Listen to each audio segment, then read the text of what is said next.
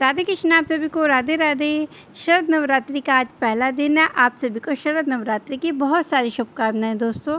शरद नवरात्रि पे हमें पूजा के बाद रोज़ अपने घर पे हवन ज़रूर करना चाहिए। तो ये हवन मैंने अपने घर पे कैसे किया आज आप सभी के साथ बहुत ही सरल तरीके से अपनी इस वीडियो में शेयर कर रही हूँ। हमें पूजा करने के बाद, आरती करने के बाद घर पे हवन ज़रूर करना चाहिए। नवरात्रि की पूजा में हवन करने से पहले हमें हवन कुंड चाहिए होता है। अगर आपके पास ये हवन कुंड नहीं है तो आप किसी प्लेट या थाली में भी रख के कर सकते हैं।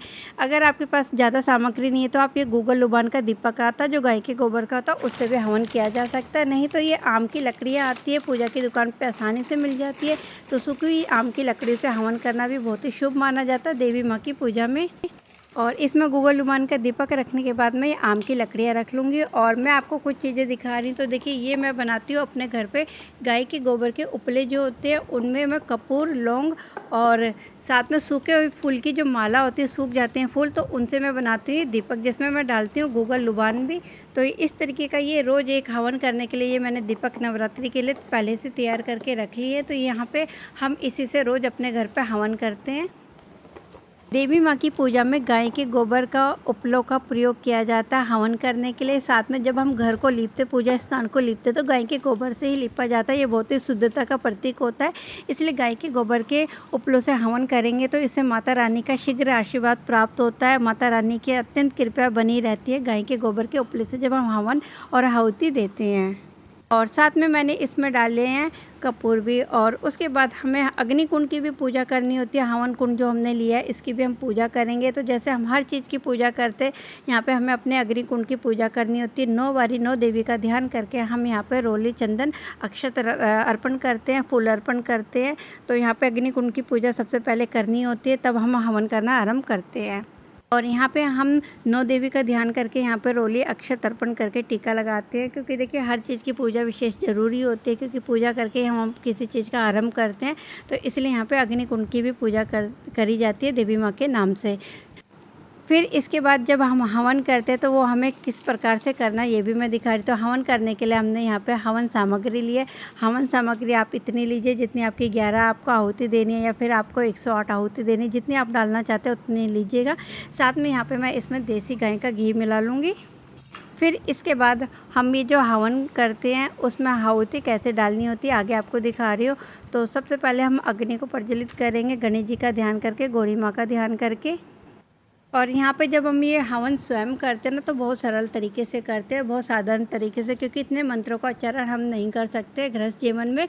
तो यहाँ पे देखिए 4 बारी आहुति देनी। तो ये 4 बारी जो हम आहुति देंगे ना, इसमें सबसे पहले हम गणेश जी का ध्यान करेंगे, फिर गौरी माँ का, फिर उसके बाद आपके जो कुल देवी देवता होते हैं उनका, और इष्ट देवी का। तो यहाँ पर इन चारों की आहुति दी जाती है अग्नि कुंड में। तो यहाँ पर बहुत सरल तरीके से हम स्वयं अपने घर पर बिना पंडित जी के ये पूजा पाठ कर सकते हैं रोज़ नवरात्रि के दिन में हवन। तो हवन हमने 4 आहुति दे दी। उसके बाद हमें इसमें और क्या डालना वो दिखा रही हूँ। तो हवन करने के लिए हमें गूगल लुबान की भी आवश्यकता होती है। गूगल लुबान इस तरीके की एक ये ठोस पदार्थ होता है जो हवन की सामग्री में चाहिए होता है। तो यहाँ पे हवन सामग्री बहुत सारी होती है, लेकिन जो विशेष चीज़ें वो मैं आपको दिखा रही हूँ। तो गूगल लुबान हवन करने में, अज्ञारी करने में, धुनी जिसे कहते हैं, उसमें डालने के लिए प्रयोग में लाया जाता है। तो यहाँ पे पूजा में, हवन में हम गूगल लुबान डालेंगे। फिर इसके बाद हम ये जो हवन सामग्री लिए वो हम अर्पण करते हैं। तो यहाँ पे थोड़ा सा घी और डाल दूँगी पहले, ताकि अग्नि जल्दी से जागृत हो जाए। उसके बाद हम इसमें एक एक करके ये हवन सामग्री अर्पण करते हैं। तो अनामिका और अंगूठे की उंगली से हमें ये हवन सामग्री अर्पण करनी होती है, सीधे हाथ से। तो यहाँ पे देखिए 11 बारी मैंने ये आहुति डाली है। तो यहाँ पे हम नवारण मंत्र का जाप करेंगे, या फिर हम ओम दुर्गे नमः का जाप करेंगे, नहीं तो फिर हम गायत्री मंत्र का। तो इन तीनों में से आप जो भी आपको आसान लगे, सरलता से आप ये कर सकते हैं। यहाँ पे आप 11 या 108 देवी माँ का ध्यान करके यहाँ पे आहुति देना स्टार्ट करिएगा। तो यहाँ पे जब हम स्वयं ये पूजा करते हैं ना, तो बहुत विधि से हम नहीं कर पाते, क्योंकि ये घर पे पंडित जी अगर आके करते तो काफ़ी अच्छे से उच्चारण मंत्रों का करते हैं, शुद्धता के साथ करते हैं। क्योंकि जब हम कोई पूजा करते हैं तो मंत्रों का उच्चारण अच्छे से होना चाहिए, तभी ये पूजा का फल मिलता है। लेकिन जब हम घर पे स्वयं ये पूजा कर रहे हैं ना, तो आप सिर्फ ओम दुर्गे नमः का जाप करके कर सकते हैं। नहीं तो नवारण मंत्र आप सप्तशती पुस्तक में आप पढ़ेंगे तो आपको नवारण मंत्र मिल जाएगा। बहुत आसान तरीके से आप ये नवारण मंत्र को भी पढ़ सकते हैं। और गायत्री मंत्र देखिए सबको आता है, गायत्री मंत्र तो आप बहुत आसानी से यहाँ पे पढ़ के आप यह आहुतियाँ कर सकते हैं। यहाँ पे देखिए मैंने बहुत सरल तरीके से आप सभी के साथ हवन करने की विधि बताई और हवन करने से मैंने आपको बताया कि शुद्धता आती है, पवित्रता आती है, घर का जो माहौल होता है वो एकदम पॉजिटिव होता है। और उसके बाद हमें क्या करना होता है, तो हवन कुंड में लास्ट में हमें ये देवी माँ को भोग प्रसाद देना होता है। तो कुल देवी माँ के नाम का ध्यान करके हमें पताशे 2 लौंग के जोड़े अर्पण करने होते हैं हवन कुंड में। तो ये सीधा माता रानी को भोग प्रसाद सीधा लगता है। ये हवन कुंड में जब हम हवन ऐसे सामग्री देते हैं ना या भोग प्रसाद देते तो सीधा माता रानी को अर्पण होता है। इसलिए अपनी नवरात्रि की पूजा में 2 पताशे और 2 लौंग के जोड़े साबुत होने चाहिए, लौंग के फूल लगे होने चाहिए, टूटे खंडित ना हो।